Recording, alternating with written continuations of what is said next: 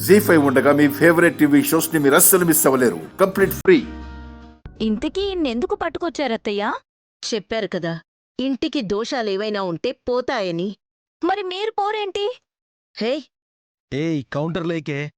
హా? కృష్ణరాయల స్వామివారు పోయాక నీకుంటుంది.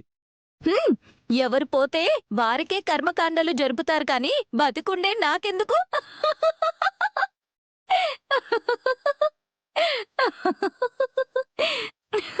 పిన్ని, చూసారా మా ఆయన ఎంతటి వెంగళ మంగళమో?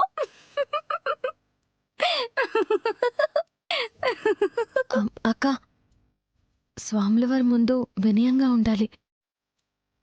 ఇలా ఓకేనా చెల్లి? తిలోత్తమా, ఈ ఇంట్లో చిన్నవాళ్ళెవరు? నేను చెప్తాను.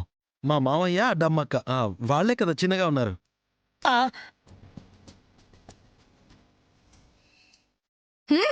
ఇది ఇందుకే నేను సెటైర్లు వేసేది. చిన్నవాళ్ళంటే ఏజ్లో, సైజులో కాదు రాజా.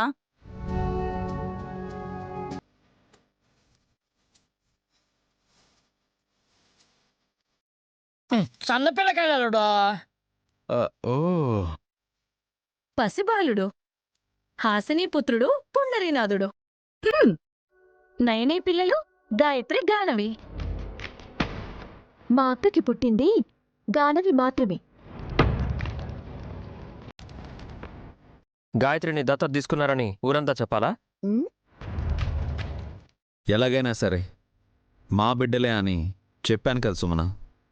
స్వామివారికి క్లారిటీగా చెప్తే మంచిదని బావగారు. సర్లే, వివరాలైతే చెప్పారు కదా. మిగతా ఇద్దరిని కూడా తీసుకురమ్మంటారా స్వామి? వాళ్ళింకా లేవలేదత్తయ్య. పర్వాలేదు. నీ చెంత పసికూన గాయత్రి ఉంది కదా. తిలోత్తమా, ఈ పుష్పం తీసుకొని ఆ బిడ్డ చేయి పట్టి అరచేతిని సుతారంగా రాసి ఆ తర్వాత పుష్పం చేతికివ్వు. అంతా మంచే జరుగుతుంది. అలాగే స్వామి.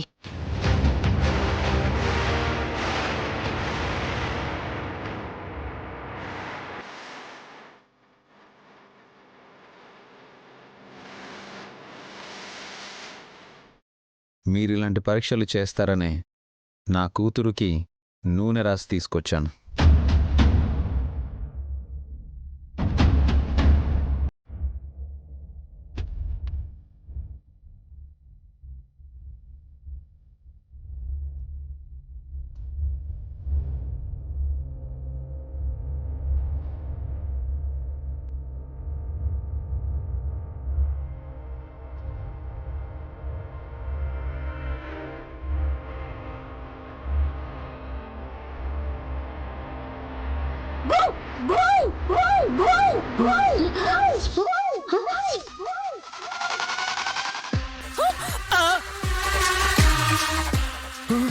అమ్మో,